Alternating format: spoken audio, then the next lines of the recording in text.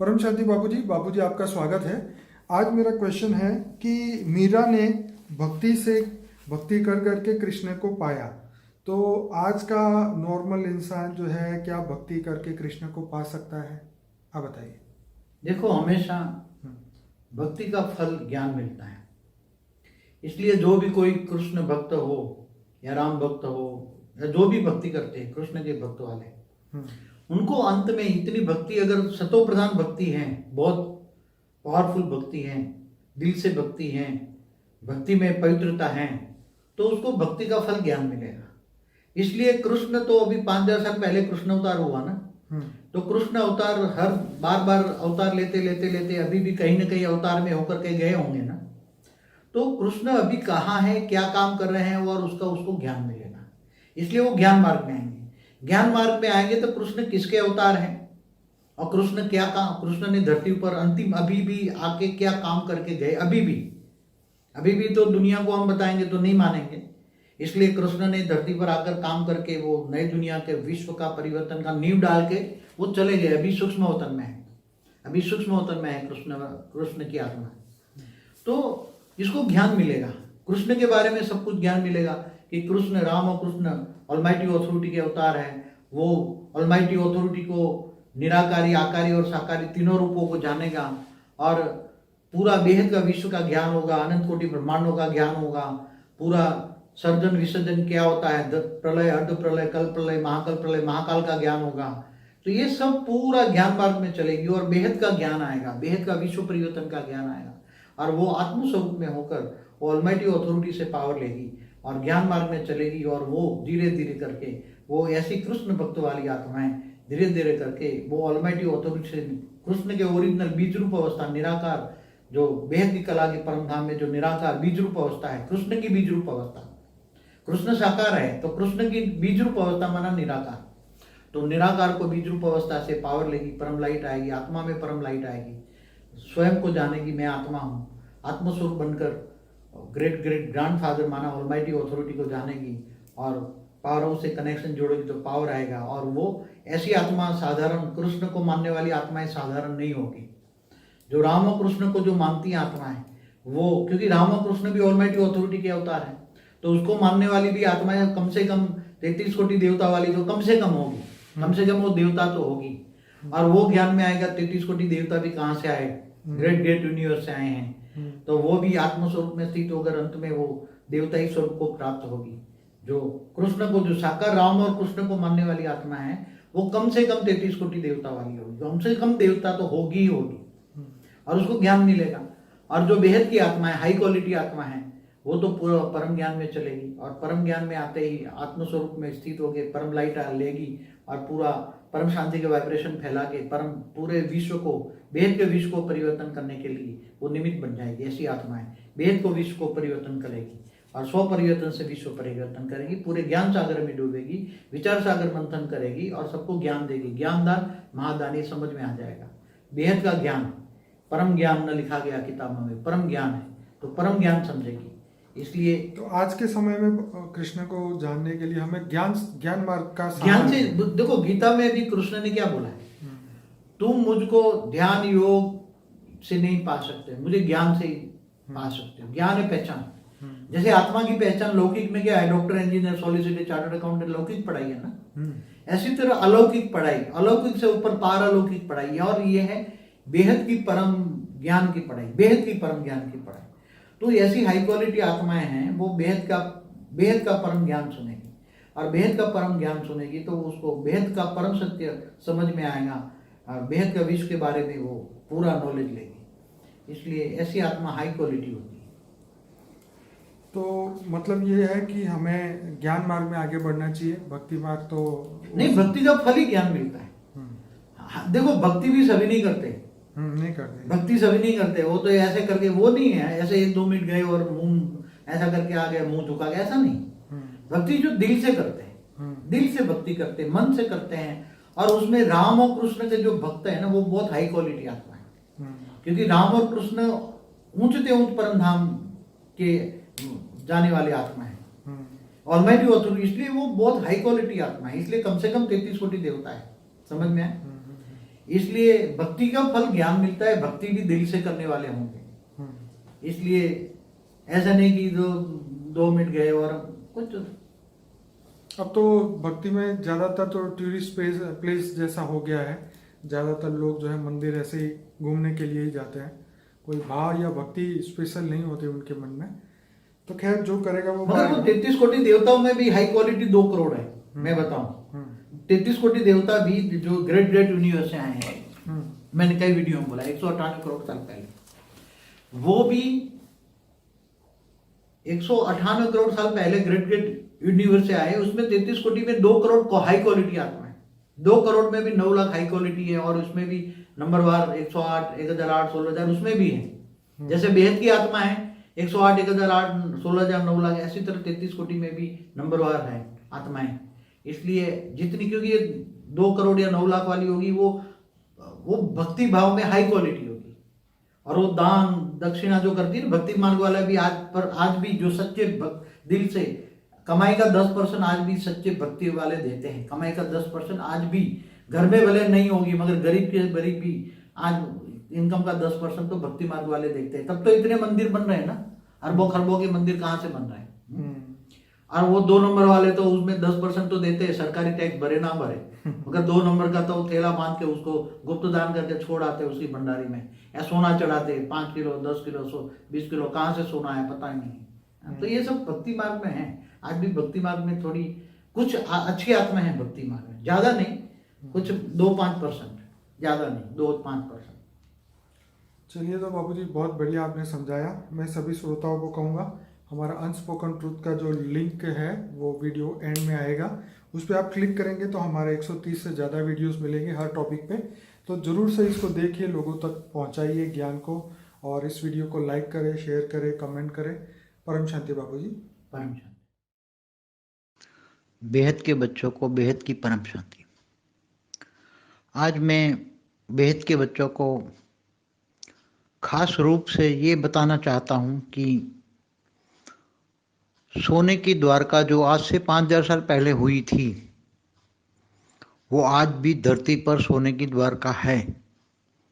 तो कहाँ है? आप सोचिए जरा, बुद्धि लगाइए, बुद्धि को जोर दीजिए, ज्ञान को यूज कीजिए, ज्ञान स्वरूप बनिए। फिर भी मैं बता देता हूं कि आज से जो 5000 साल पहले सोने की द्वारका थी, उसमें कृष्ण आकारी रूप में स्वयं था, और 16108 रूप थे उसके। वो बेहद के बच्चों का, बेहद का आकारी बाप छोटू राम का जो स्वयं रूप था, वो कृष्ण का आकारी रूप में काम कर रहा था। आकारी रूप सब कुछ सोने के द्वारका चला रहा था, साकार के द्वारा। नंबर 1 जो साकार बताया गया, जो रुक्मणी के साथ रहता है, वो नंबर 1 रूप था। बाकी 16108 रूप थे। 16108 रानियां थी सोने की द्वारका में। 16108 रानियों के बच्चे थे, फिर बाद में बच्चों के बच्चे हुए, और वही सोने की द्वारका आज से जो 5000 साल पहले हुई, उसमें सारी दुनिया के राजा आते जाते थे, बड़े बड़े राजा, राजा के बड़े बड़े मंत्री। तो बहुत बड़ा सोने की द्वारका एक बहुत बड़ा देश जैसा बन गया था, बहुत बड़ा था। उसमें बहुत ऐश्वर्य था, क्योंकि वहाँ सोना बनता था रोज। जो आपने सुना होगा कि वहाँ सोना सत्यभामा के बाप से एक मणि मिला था, वो मणि के सहारे, पारस मणि था, उसके सहारे रोज कई मण सोना बनता था। और वहाँ बड़ा व्यापार केंद्र भी बन गया था। दुनिया भर के राजा महाराजा, फिर लोग देखने भी आते थे। काफ़ी टाइम वो सोने की द्वारका रही, काफ़ी टाइम, 120 साल। जब कृष्ण की आयु थी, कृष्ण 120 साल की उम्र में शरीर छोड़ा उसने। वो पारधी ने बाण लगाया, वो तो निमित्त मात्र ही था कृष्ण को शरीर छोड़ने का। तो वो सोने की द्वारका में सब कुछ था। तो आज सोने की द्वारका वही जो श्री कृष्ण है। तो आज मैं ही बता देता हूँ कि आज वही सोने की द्वारका जो श्री कृष्ण द्वारा, वही जो दादा लेखराज जो 1936 में श्री कृष्ण वाली आत्मा जो आकारी रूप में रही, आज तक आकारी रूप में रही, उसने साकार में जन्म लिया और उसने सोना की द्वारका बनाई। तो वो श्री कृष्ण वाली आत्मा भले आज साकार में तो 1969 में 18 जनवरी 1969 में शरीर छोड़ दिया, मगर सूक्ष्म वतन में काम कर रही हैं। वहाँ उसकी 16,108 रानियाँ, 16,000 रानियाँ हैं, 108 तो नहीं है वहाँ, 108 बाहर है, 16,000 है।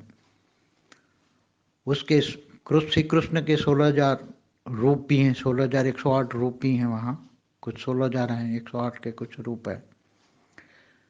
फिर वहाँ बड़े बड़े राजा जो 108 वाले थे, कृष्णावतार में 108 थे, वो बड़े बड़े राजा थे धरती पर।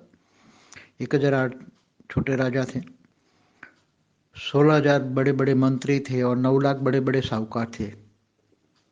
तो बेहद की आत्माओं की बात करता हूँ, 108, 1,008, 16,000, 9 लाख। तो आज भी वहाँ, आज की सोने की द्वारका में, वहाँ बेहद की आत्मा भी आती जाती रहती हैं और वहाँ 33 कोटि देवी देवता भी आते जाते थे। 5,000 साल पहले भी देवी देवता भी सोने की द्वारका में आते जाते रहते थे। आज की भी सोने की देवता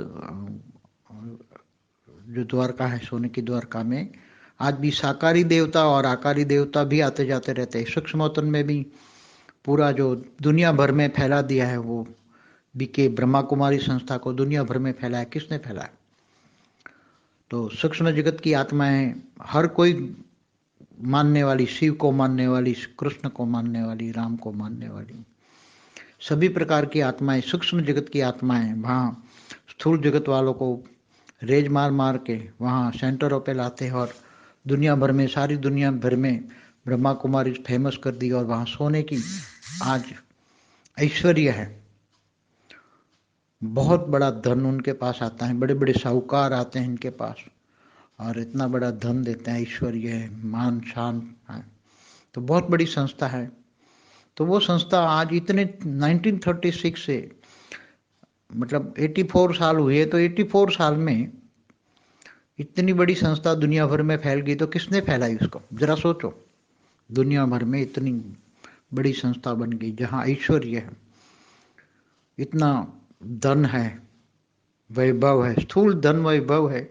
ज्ञान तो हालांकि बेसिक प्राइमरी नॉलेज है, वो भी शास्त्रों को झूठ कहने वाला ज्ञान है। इसलिए वहाँ हर तरह की आत्मा भी है, वहाँ हर प्रकार की, हर क्वालिटी की आत्मा है, साकार में भी है, आकारी रूप में भी वो काम कर रही हैं।